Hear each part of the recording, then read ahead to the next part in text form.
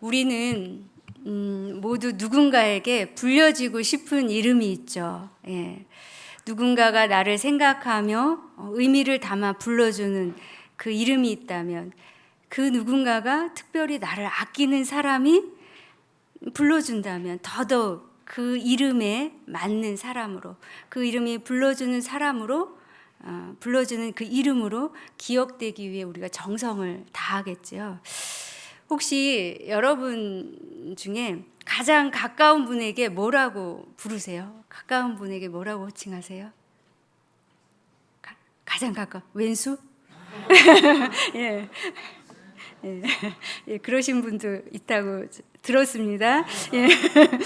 어쨌든 제가 어느 분 핸드폰이 울렸는데 발신이죠. 예, 발신인 이름이 막 뜨더라고요. 근데 그 발신인 그 이름에 그 핸드폰에 뭐라고 떴는지 아세요? 내 사랑. 그래서 저도 조금 소름이 돋았는데 내 사랑. 그래서 자녀분인가? 아니면 남편분인가? 예, 남편분은 아니겠죠? 그렇죠? 예, 그래서 그걸 보고서 전 옆에 있었지만 저도 기분이 되게 좋아지더라고요. 오늘 이 본문을 보면서 계속 떠오르는 시가 있었습니다. 여러분들 너무 잘 아시는 학창 시절에 정말 이렇게 줄줄이 외고 다녔던 시죠. 김춘수의 김춘수의 꽃입니다. 제가 한번 읽어드리도록 하겠습니다. 김춘수의 꽃. 내가 그의 이름을 불러주기 전에는 그는 다만 하나의 몸짓에 지나지 않았다. 내가 그의 이름을 불러주었을 때 그는 나에게로 와서 꽃이 되었다.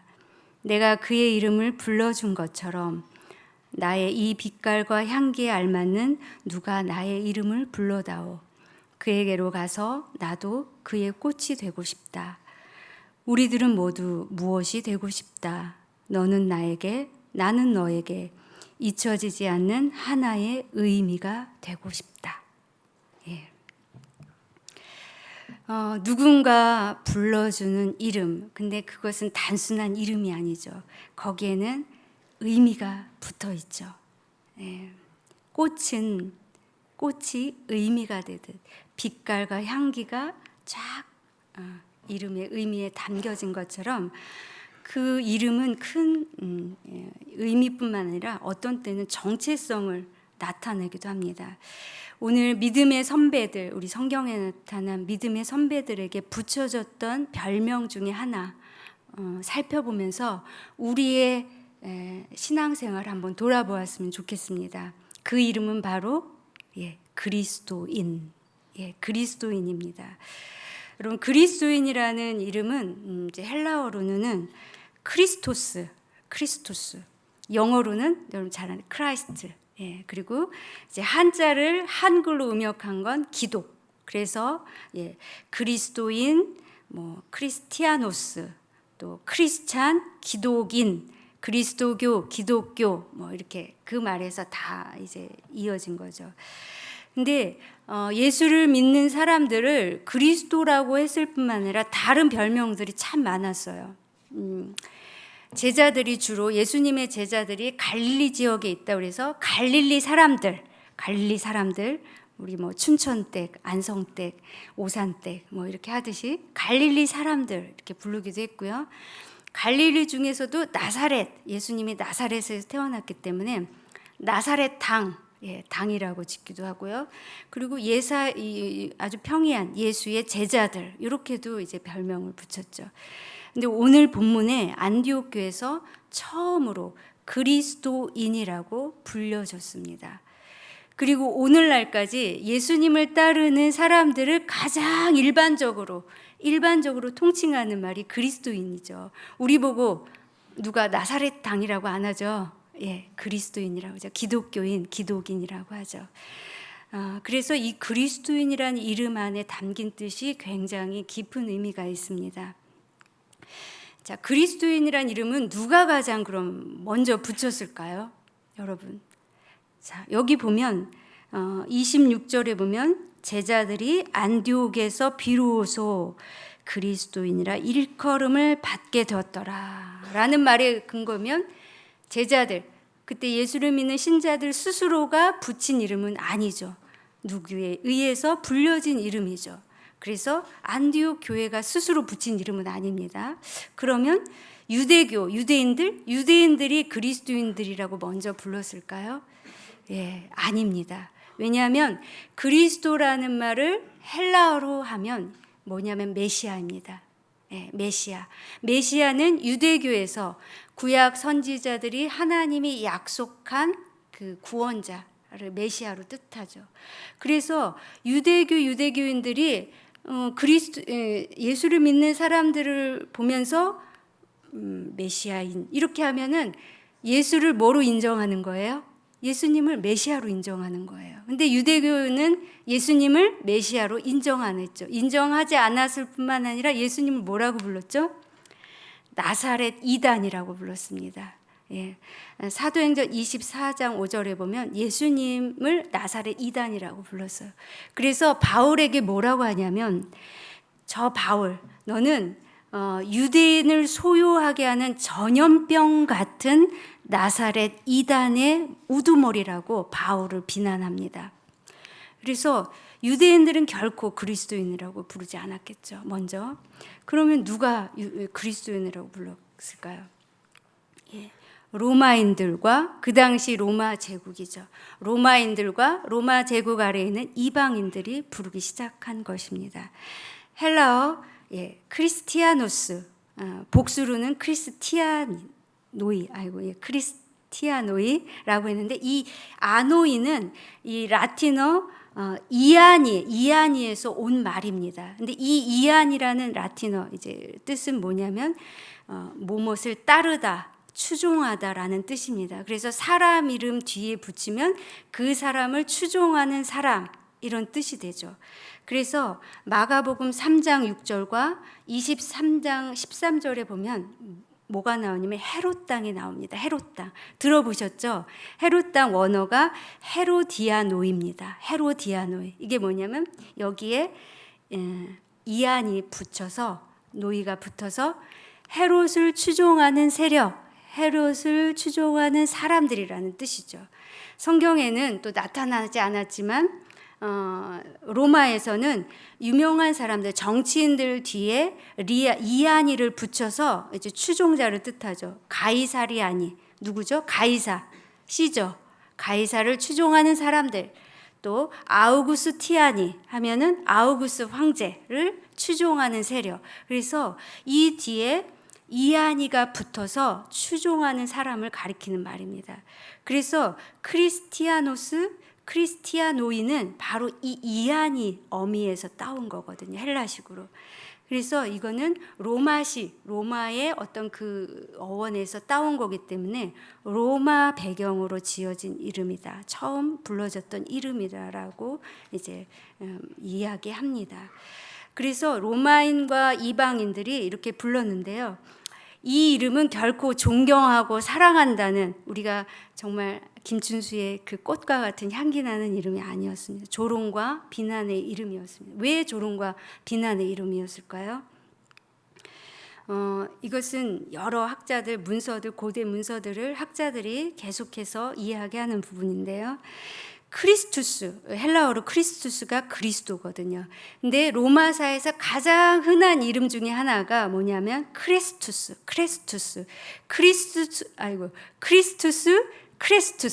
거의 비슷하거든요. 이제 크레스투스는 무슨 뜻이냐면 충성된 자. 그래서 로마 시대 때 노예들한테 거의 이 이름을 줘줬다고 그래요. 노예 이름을. 왜냐하면 충성되게 일해라, 이런 뜻으로. 그래서 로마의 노예들의 많은 사람들이 크레스투스라는 이름을 가지고 있었죠. 그거를 이제 이 그리스도와 혼용해서 막 쓴 겁니다. 사실 로마 입장에서는 그리스도가 대단한 인물이 아니었죠. 십자가에서 자칭 유대인의 왕이라고 소란을 피웠던 그 그냥 청년 하나, 부끄럽게 십자가에서 죽은 그 범죄자죠. 그런 이름이었습니다. 그런 것뿐만 아니라 나중에 보면 이 그리스도와 크레스토스, 이 반란 세력과 이 노예 이름은 막 뒤섞여서 이 크리스투스라는 이름이 조롱과 적대감과 이런 의미로 통용되었다고 합니다.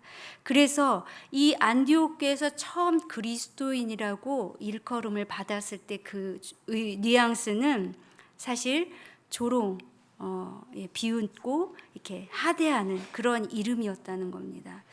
1세기 교회사에서도 왜 교회사 기록에 그리스도인이라는 명칭이 자주 안 나타나죠? 왜냐하면 그 이름이 그렇게 조롱과 학대, 심지어는 유대교인들한테는 이단, 그리고 로마 입장에서는 범죄자, 또 황제 숭상을 거부하는 반사회적 집단으로 인식되었던 이름이죠. 자, 그러면 오늘 본문으로, 그러면 안디옥교에서 어떻게 이 이름을 처음으로 부르게 됐는지 한번 본문 속으로 들어가 보겠습니다. 자, 본문에 보면, 자, 한번 19절을 한번 보겠습니다. 그때 스데반의 일로 일어난 환란으로 말미암아 흩어진 자들이라고 시작하면서 안디옥까지 이르러 유대인에게만 말씀을 전하는데 20절에 뭐라고 그러냐면요, 그 중에 구브로와 구레네 몇 사람이 안디옥에 이르러 누구에게도 말씀을 전하였다? 헬라인에게도. 자, 헬라인에게도 말씀을 전한 거죠. 자, 스데반 집사가 순교하면서 그 박해를 피해서 예루살렘에서 유대를 넘어서 사마리아를 넘어서 이방 땅, 어디죠? 그 당시 수리아의 안디옥, 지금의 터키 안타키아, 이곳으로 간 것이죠. 여기서 간 그 박해를 피해서 간 무명의 그리스도인, 이름이 안 나오죠. 무명의 그리스도인들은 자기 동족 유대인에게만 복음을 전한 게 아니라 헬라인, 이방 민족에게도 복음을 전하였다고 나옵니다. 사실 이 안디옥 교회 이전의 최초의 교회는 무슨 교회죠? 예루살렘 교회죠. 예루살렘 교회. 예루살렘 교회는 사실 그때까지만 해도 유대인에게만 복음을 전했고 예루살렘 교회 구성원은 유대인으로만 구성되어 있었습니다. 아직도 예루살렘 교회는 유대교 선민 사상의 그 배경을 갖고 있었기 때문에 이방인, 즉 무할례자와 식사하는 것은 범법으로까지, 법을 어기는 것까지로, 율법을 어기는 것으로까지 여겼던 거죠. 그래서 사도행전 10장 28절, 11장 2, 3절에 보면 그 이달리아 고넬료 사건이 나오죠. 베드로가 하나님이 지시해서 갔죠. 이방 사람과 식사하는 것은 그건 굉장한 일이었죠. 사람들이 베드로를 비난한. 그런데 그 이방인 고넬료를 하나님이 구원하시는 걸 보면서 예루살렘 교회가 무할례자 이스라엘만이 아니라 이방인도 하나님의 구원의 역사가 일어나는구나 하고 이렇게 열려든 상태입니다. 그러나 아직까지 이방인에게 복음을 전하는 교회는 아니었어요. 근데 안디옥 교회가 처음으로 이 이방인에게 복음을 전하면서 수많은 사람들, 유대인뿐만 아니라 이방인들이 함께 모여서 예수 그리스도를 배우고 가르치는 모임들이 생겨난 겁니다. 사실 이 안디옥 교회는 이방인과 그래서 유대인이 함께하는 공동체, 최초의 공동체죠. 근데 이것이 어떤 의미냐면요, 그 전까지 예루살렘 교회를 봤을 때는 그 전까지만 해도 예수를 믿는 사람들 유대교의 한 분파인가? 또 다른 분파가 하나 생겼나? 아니면 그냥 유대교의 이단이다. 유대교 입장에서는 그렇게 본 상태였죠. 그러나 그리스도인이라는 이 별명을 얻기 시작하면서부터 유대인만 모이는 게 아니에요. 온 그 안디옥 큰 도시, 로마와 알렉산드리아의 뒤로 하는 그 가장 큰 도시 중에 하나에 이방인들이 모여서 교회를 이루기 시작하는 거예요. 그러니까 유대교 입장에서 이거 이상한데, 로마 입장에서도 이거 유대교가 아니구나라고 이제 인식을 하게 됩니다. 그래서 기독교인, 그리스도인, 기독교의 정체성이 점점 확연하게 드러나는 계기가 바로 이 안디옥 교회를 통해서 교회 역사는 펼쳐지게 됩니다. 이 소문이 예루살렘까지 전달되어서 예루살렘 교회에서 바나바를 파송하고, 바나바는 사울과 함께 동역하면서 이 안디옥 교회는 그 수가 더 많아지고 부흥을 하게 됩니다. 그리고 오늘 마지막 절에 나온 것처럼 그리스도인이라 일컬음을 받게 됩니다. 이 모인 사람들이 무엇을 했겠습니까? 크리스투스. 모이면 크리스투스. 서로 이야기하고 가르치고 배우고 찬양하고. 그러니까 이방 사람들이 보니까 크리스투스? 그러니까 크리스투스. 그래서 이 별명이 붙이게 된 것입니다. 이것은 하나의 그 사회 안디옥에서 큰 운동, 사회 변혁과 같은 그러한 일이었던 것입니다. 그래서 이때부터 로마도 긴장을 하게 됩니다. 저거 유대교도 아니야? 그렇다고 인종 문화면 이방인들, 헬라 문화권, 자기 로마인들도 막 거기에 휩쓸리는 겁니다. 그러니까 그때부터 로마의 점점 위협의 대상으로 점점 여기게 되죠. 성경에 그리스도인이라고 하는 본문은 딱 세 부분 나옵니다. 오늘 본문 안디옥 교회, 또 나머지 두 부분이 나오는데요. 그 부분을 우리 함께 또 찾아보도록 하겠습니다. 자, 사도행전 26장 28절에서 29절. 사도행전 26장 28절에서 29절 다 같이 읽겠습니다. 시작.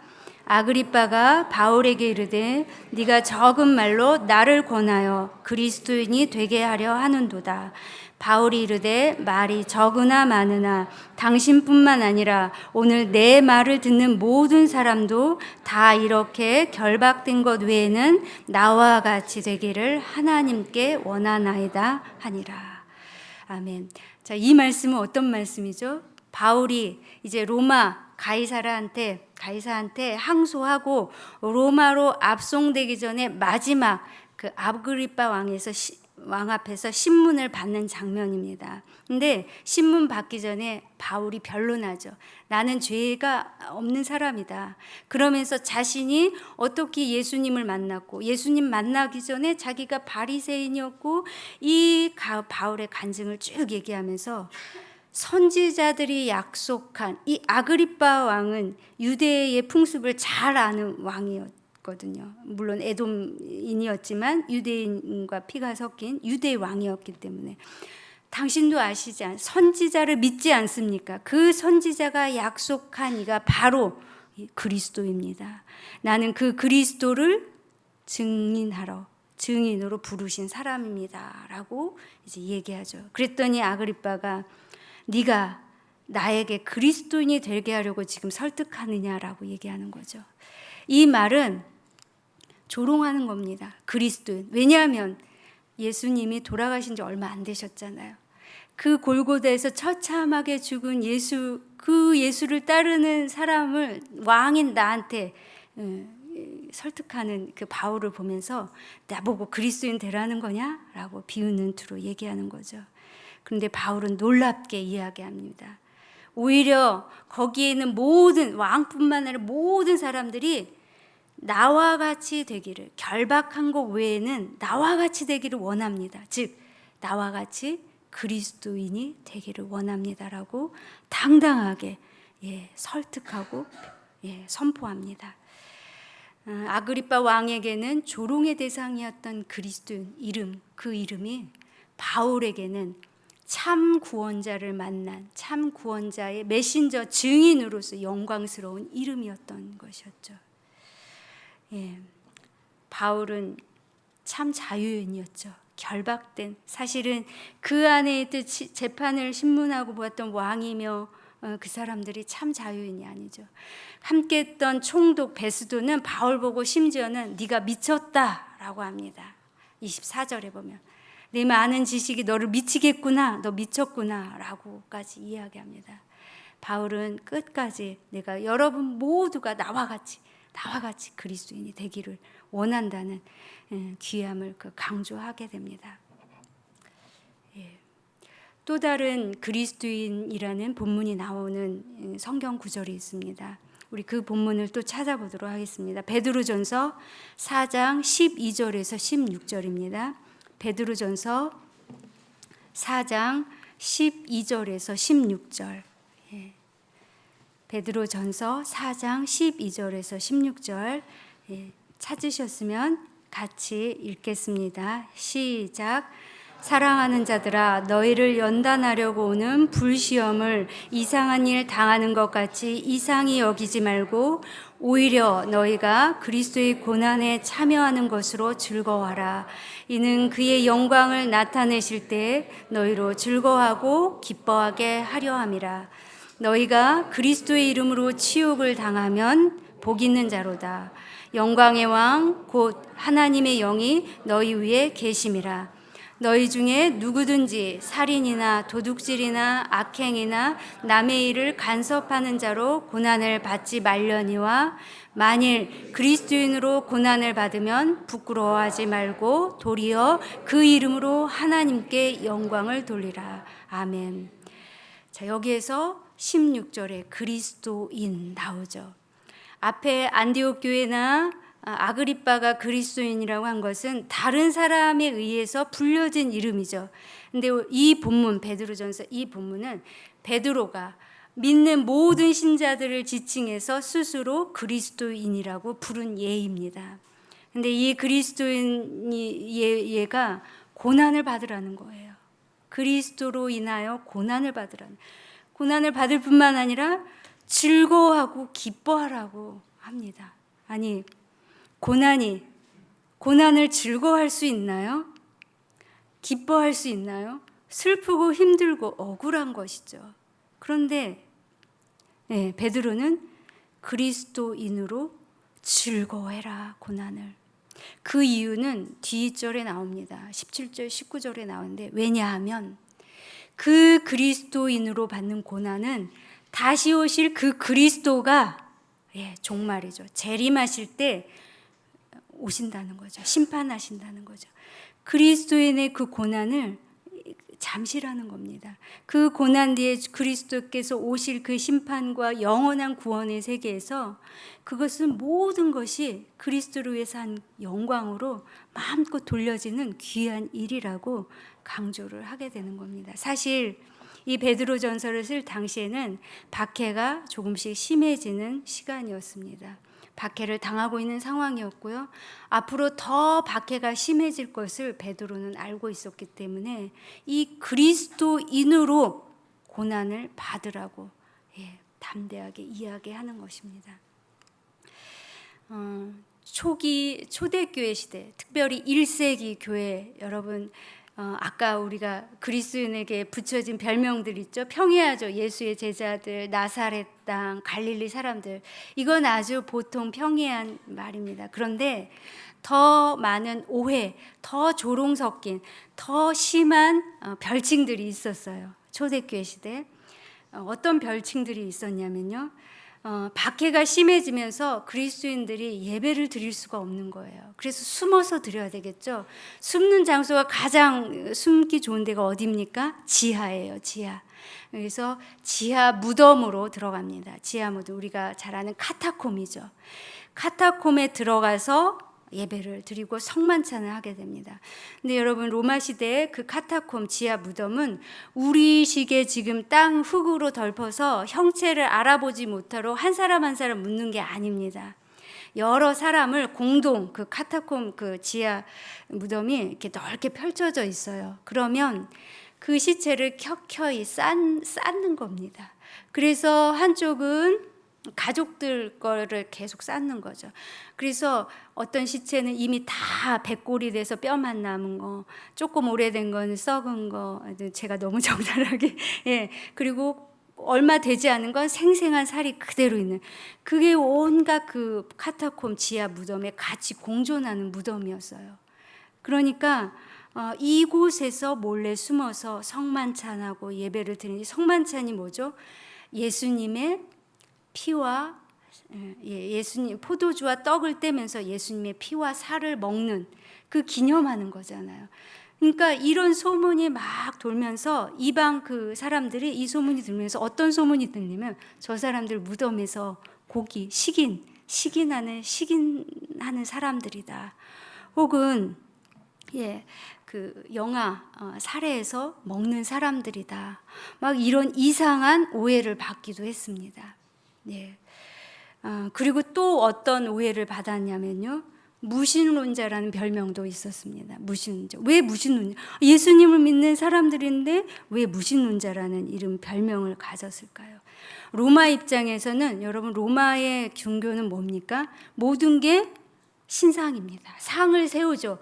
보이는 상, 제우스 신으로부터 해서 그리스 로마 신화 있는 모든 각종 신들을 다 조각해서 세워놓고 거기에다 제물도 바치고 보이는 신상을 섬기는 게 로마 사회죠.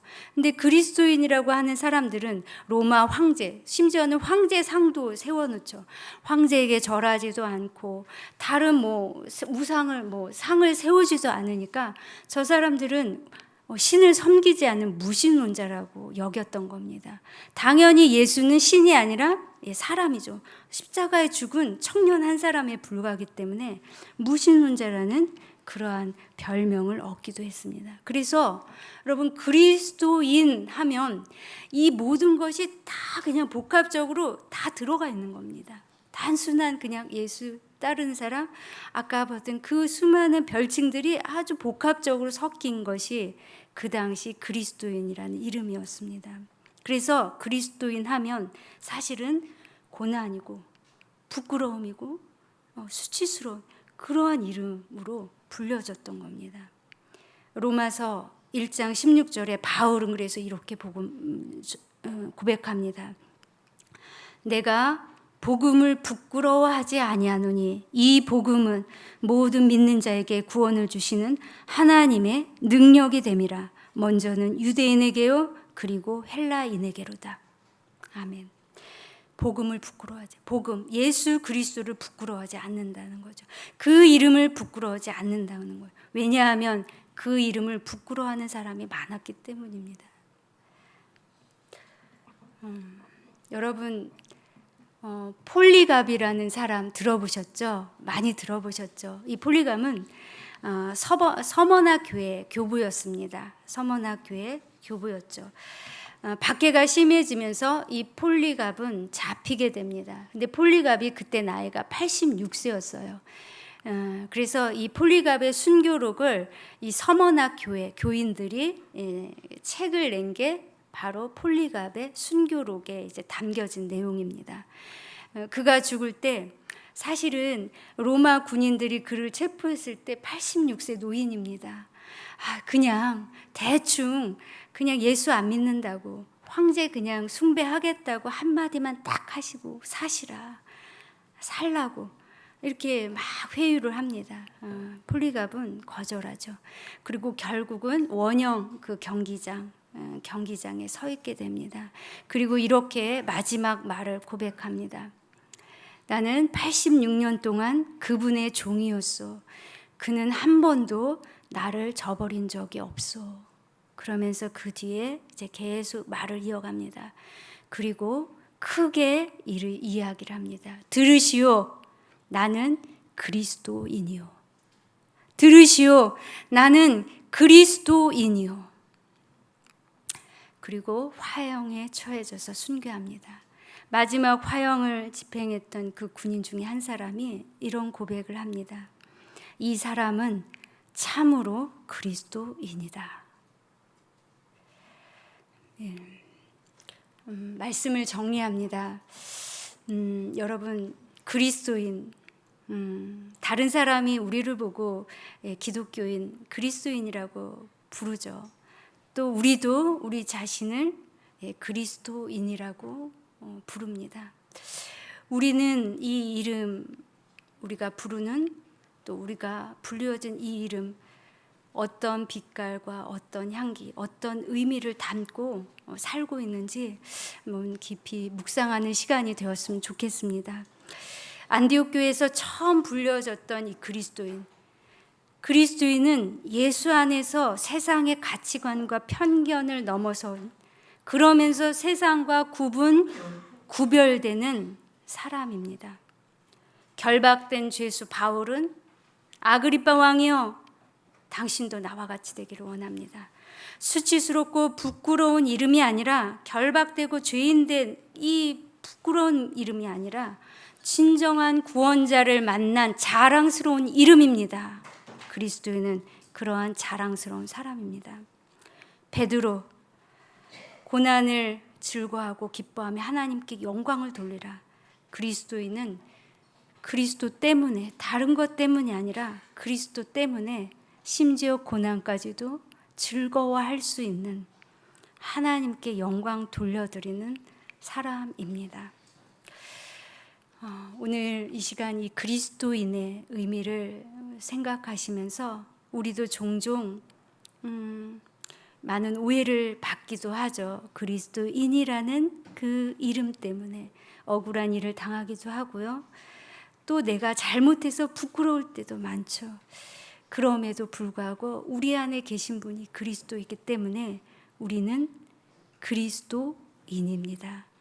우리 삶에 이 고백, 이 믿음의 선진들이 일컬어졌고 불리워졌던 이 이름의 의미를 다시 한번 새기며 이 아름다운 이름 아름답게 간직하고 또 드러내는 우리 모두가 되기를 소망합니다.